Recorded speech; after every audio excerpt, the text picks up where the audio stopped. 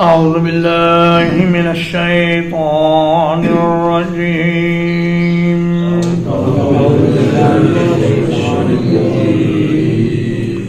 لقد رضي الله عن المؤمنين بلا شبہ یقیناً اللہ تعالیٰ ان مومنوں سے راضی ہو گیا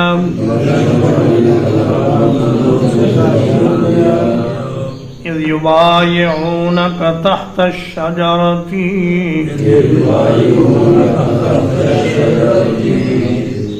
جب وہ اس درخت کے نیچے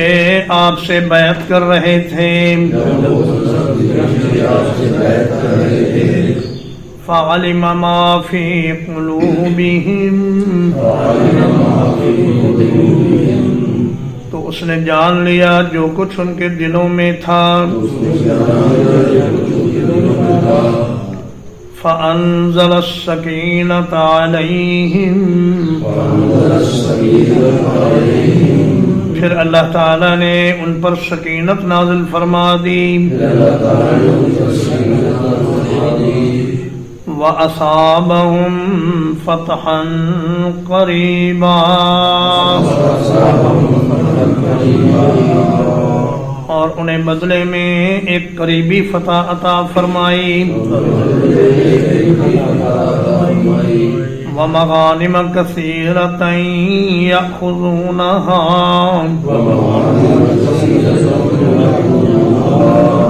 اور بہت سی غنیمتیں جنہیں وہ حاصل کریں گے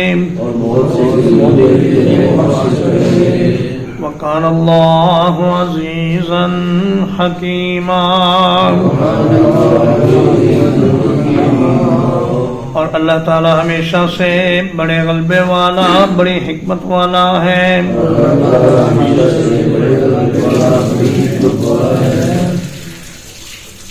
تو میں اللہ پاک ان مومنین سے راضی ہو گیا. رضا اللہ کی رضا حاصل ہونے کا مطلب یہ ہے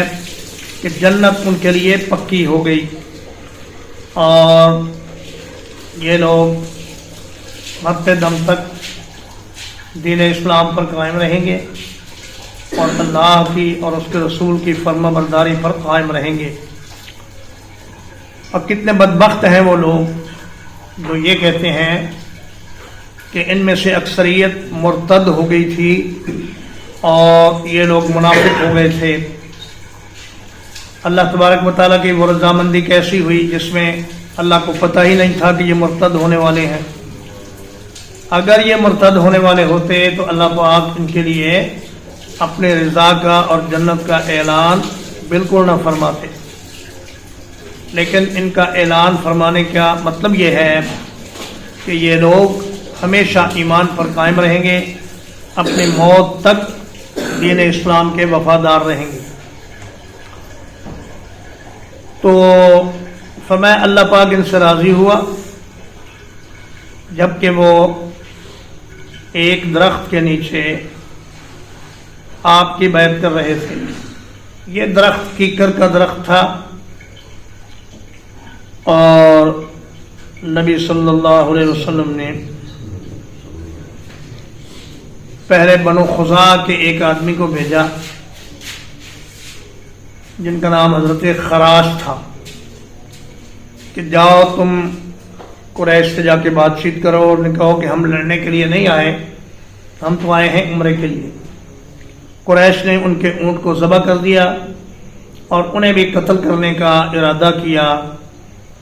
لیکن بعض لوگوں نے بیچ میں پڑھ کر سمجھایا کہ بھئی سفیروں کو قتل کرنا یہ کسی طرح بھی جائز نہیں ہے، اس لیے ان کو قتل نہ کرو، ان کو واپس بھیج دو. چنانچہ انہوں نے آ کر نبی صلی اللہ علیہ وسلم کو ساری صورتحال بتائی. اس کے بعد آپ نے حضرت عمر کو بھیجنے کا ارادہ فرمایا، لیکن سیدنا عمر نے یہ کہا کہ یا رسول اللہ مجھے جانے میں اعتراض نہیں، لیکن عثمان کو بھیجنا زیادہ مناسب رہے گا، اس لیے کہ ان کی وہاں رشتہ داری ہے، قبیلداری ہے اور ان کا احترام وہاں بہت زیادہ ہے، تو ان کو بھیج دیں. تو انہوں نے حضرت عثمان کو چند دن روک لیا. نبی صلی اللہ علیہ وسلم نے فرمایا کہ اب لڑائی ہمارے اوپر فرض ہو گئی،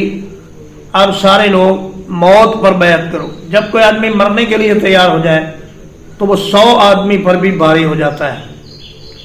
چنانچہ ان میں سے ہر مجاہد، ہر مومن اس ارادے کے ساتھ یہ بیعت کر رہا تھا کہ میں اکیلا ہی قریش کو سبق سکھانے کے لیے کافی ہوں. چنانچہ اللہ پاک نے ان کے اس جذبے کو دیکھتے ہوئے فرمایا کہ اللہ تم سے راضی ہے اور آج کے بعد تم اللہ کے مقبول بندوں میں شامل ہو. چنانچہ ان کا مرتبہ ایسا ہی ہو گیا جیسا کہ اصحاب بدر کا تھا. بدر والے بھی پکے جنتی اور بیعت رضوان والے بھی پکے جنتی. فرمایا فعلم ما فی قلوبہم، اللہ پاک نے ان کے دلوں میں جو اخلاص تھا، جو جذبہ جہاد تھا اور جو اللہ اور اس کے رسول سے محبت تھی اس کو جان لیا. اور اللہ نے یہ بھی دیکھ لیا جو ان کے دلوں میں اضطراب تھا اور بے چینی تھی کہ ہم دب کر یہ صلح کیوں کر رہے ہیں. لیکن فرمایا فَأَنزَلَ السَّكِينَةَ عَلَيْهِمْ،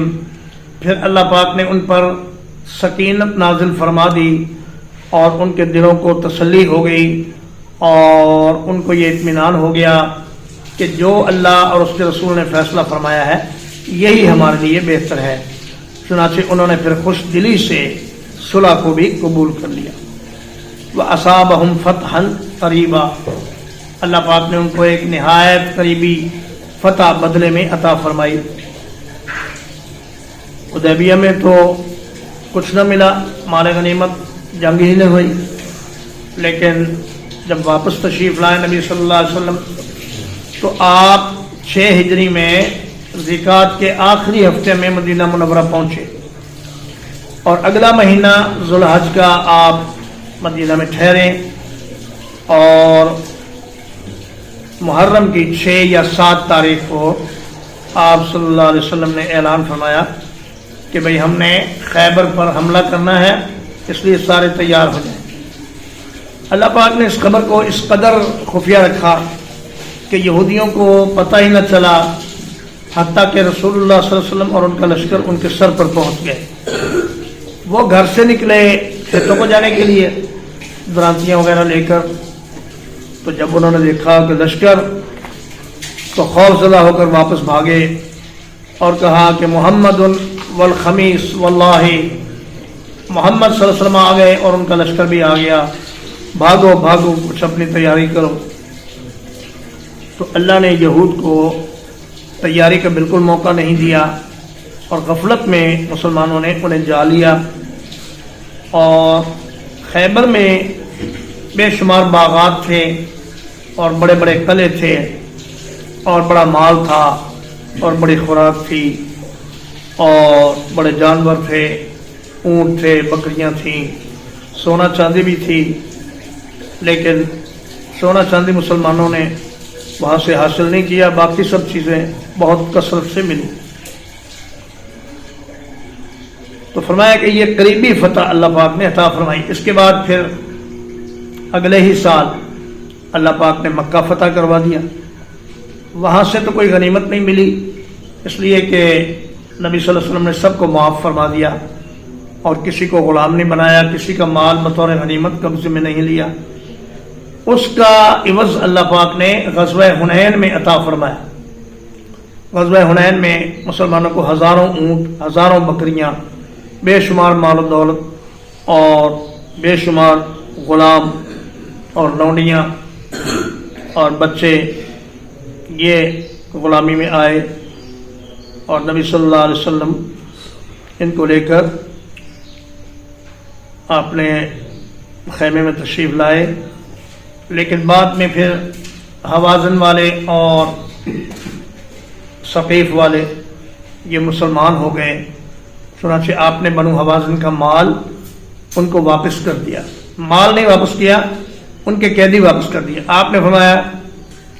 کہ اے بنو حوازن، ٹھیک ہے تم مسلمان ہو گئے ہو. انہوں نے کہا جی ہمارے قیدی بھی دے دیں اور ہمارا مال بھی دے دیں. آپ نے فرمایا کہ ایک چیز ملے گی، یا قیدی لے لو یا مال لے لو. انہوں نے کہا چلو مال کی خیر ہے، ہماری عورتیں اور ہماری بیٹیاں اور ہمارے بچے وہ آپ ہمیں دے دیں تو مال بے شک رکھیں. تو نبی صلی اللہ علیہ وسلم نے ان کی قیدی رہا کر دی. تو میں وہ مغانم کثیرۃ یاخذونھا، اس کے بعد بے شمار غنیمتیں اللہ پاک نے عطا فرمائیں. اس کے بعد تبوک کی فتح اللہ نے نصیب فرمائی، اور روم اور شام اور فارس اور مصر اور ہند اور سندھ اور ماوراء نہر کے علاقے، روس کی ریاستوں تک دین اسلام کا علم لہرایا، اور مسلمانوں نے یہ تمام علاقے فتح کیے. اور اللہ پاک نے مسلمانوں کو اتنا مال عطا کیا کہ ان کے لیے سنبھالنا مشکل ہو گیا. فرمایا وکان اللہ عزیزا حکیما، حالات جتنے بھی خراب ہوں اللہ پاک چونکہ غالب ہیں، اس لیے وہ خراب حالات سے بھی اچھے حالات برآمد کر لیتے ہیں، اور آپ کے لیے بے شمار فوائد اور غنیمتیں وہ انہی حالات میں سے پیدا کر لیں گے. وعدکم اللہ مغانم کثیرۃ،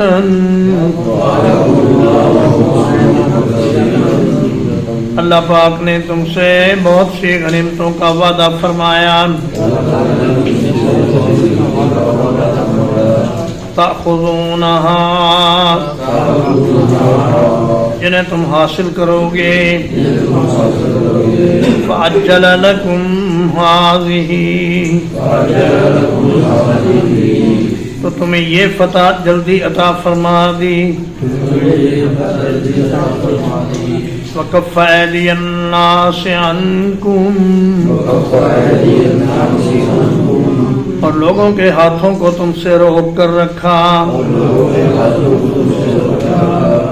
وَلِتَكُونَ آیَةً لِلْمُؤْمِنِينَ، اور تاکہ یہ ایمان والوں کے لیے ایک نشانی ہو جائے. وَيَهْدِيَكُمْ صِرَاطًا مُسْتَقِيمًا، اور تاکہ تمہیں سیدھے راستے پر چلائے. فرمایا اللہ پاک نے خیبر کی فتح تو تمہیں جلدی عطا فرما دی، اور حدیبیہ میں اور خیبر میں کفار کے ہاتھوں کو تم تک نہیں پہنچنے دیا. جب آپ مدینہ سے حدیبیہ میں تشریف لے گئے تو پیچھے مدینہ بالکل خالی تھا، اس میں صرف عورتیں تھیں، بچے تھے یا معذور افراد تھے. اگر یہودی چاہتے تو مدینے پہ حملہ کر کے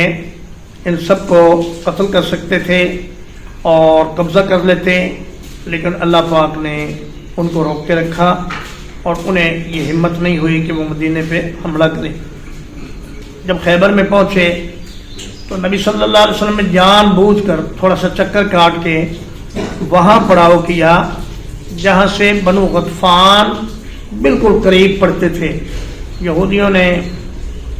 کنانہ بن ابی الحقیق اور ایک دوسرے یہودی کو بھیجا کہ بنو غطفان کو بلاؤ ہماری مدد کریں.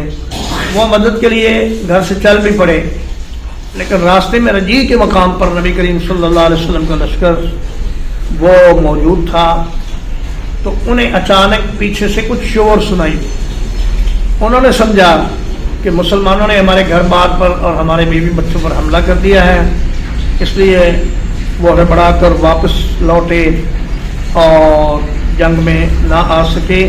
اس طرح اللہ پاک نے بنو غطفان اور ان کے حلیف قبائل کا بھی ہاتھ روک لیا اور انہیں مسلمانوں کے خلاف لڑنے سے منع فرما دیا. تو فرمایا اللہ پاک نے یہ ساری فتوحات مومنوں کے لیے ایک نشانی بنا دی اور تمہیں سیدھے راستے پر چلایا، ٹھیک ٹھیک فیصلے کروائے. اور اس کے اگلے ہی سال اللہ پاک نے مکہ فتح کروا دیا. نبی صلی اللہ علیہ وسلم کے ساتھی اگر لڑ پڑتے حدیبیہ میں تو جتنے جوش میں وہ تھے مکہ اسی وقت فتح ہو جانا تھا، لیکن اللہ پاک یہ چاہتے تھے کہ مکے کو ذرا بڑے شان و شوکت سے فتح کروایا جائے. 10,000 کا لشکر جرار نبی کریم صلی اللہ علیہ وسلم کے ساتھ تھا جب آپ نے مکہ مکرمہ کو فتح کیا. وأخرى لم تقدروا عليها اور دوسری غنیمتیں جن پر تم قدرت حاصل نہ کر سکے قد احاط اللہ بہا بلا شبہ اللہ نے ان کو بھی گھیر لیا تھا وَكَانَ اللَّهُ عَلَىٰ كُلِّ شَيْءٍ قَدِيرًا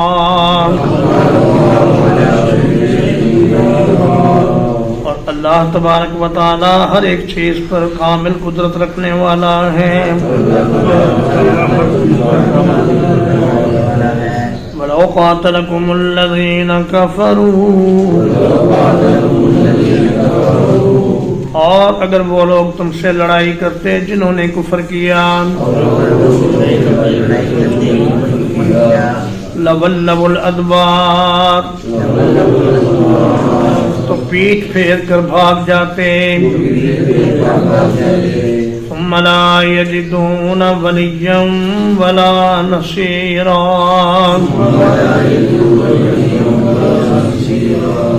پھر وہ کوئی دوست اور مددگار نہ پاتے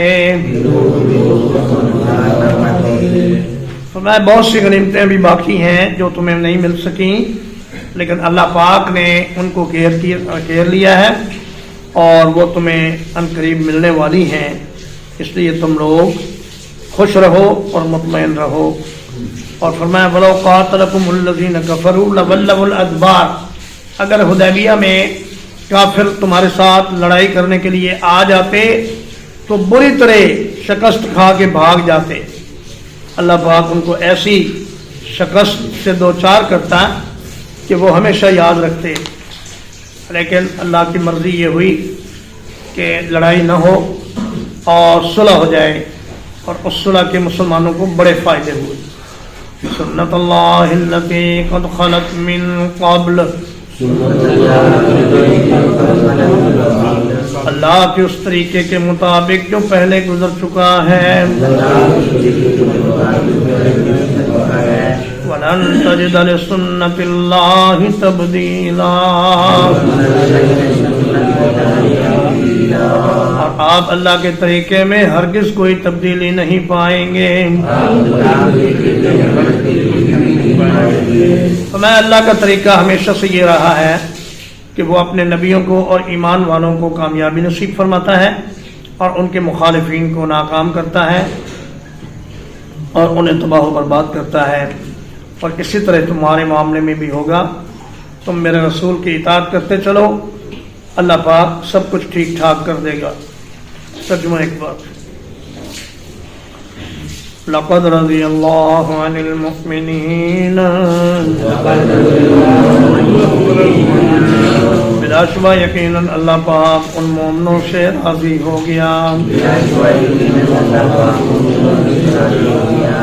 اذ یبایعونک تحت الشجرۃ جب وہ اس درخت کے نیچے آپ کی بیعت کر رہے تھے فعلم ما فی قلوبہم تو اس نے جان لیا جو کچھ ان کے دلوں میں تھا فانزل السکینۃ علیہم تو اس نے ان پر سکینت نازل فرما دی وَأَصَابَهُمْ فَتْحًا قَرِيبًا اور انہیں بدلے میں ایک قریبی فتح عطا فرما دی وَمَغَانِمَ كَثِيرَةً يَأْخُذُونَهَا اور بہت سی غنیمتیں جنہیں وہ حاصل کریں گے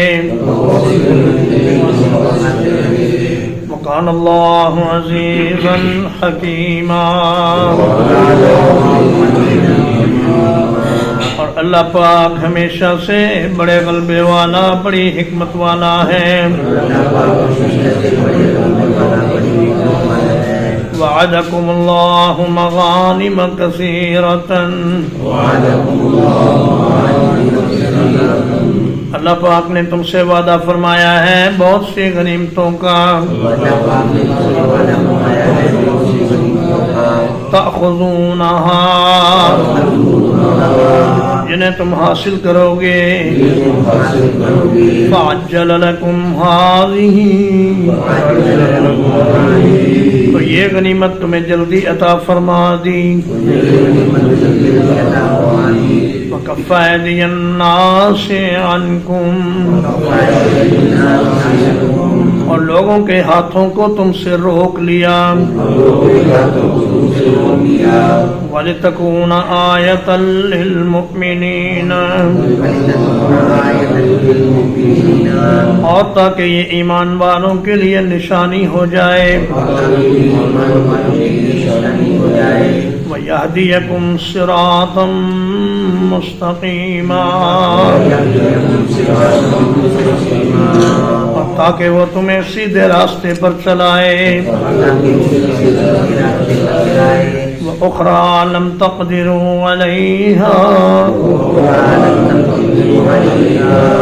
اور کچھ دوسری غنیمتیں جن پر تم قدرت حاصل نہیں کر سکے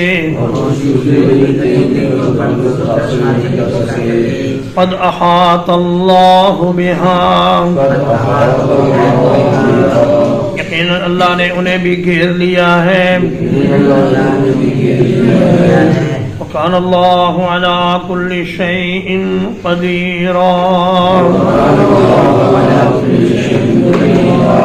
اور اللہ تعالی ہمیشہ سے ہر ایک چیز پر کامل قدرت رکھنے والا ہے وَلَوْ قَاتَلَكُمُ الَّذِينَ كَفَرُوا اور اگر کافر لوگ تم سے لڑائی کرتے لَوَلَّوُا الْأَدْبَارَ پیٹھ پھیر کر بھاگ جاتے ثُمَّ لَا يَجِدُونَ وَلِيًّا وَلَا نَصِيرًا پھر وہ کوئی دوست اور کوئی مددگار نہ پاتے سنت اللہ التي قد خلت من قبل اللہ کی اس طریقے کے مطابق جو پہلے گزر چکا ہے وَلَن تَجِدَ لِسُنَّتِ اللَّهِ تَبْدِيلًا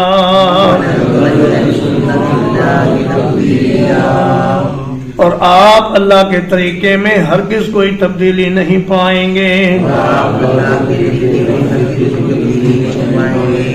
صلی اللہ علیہ نبینا محمد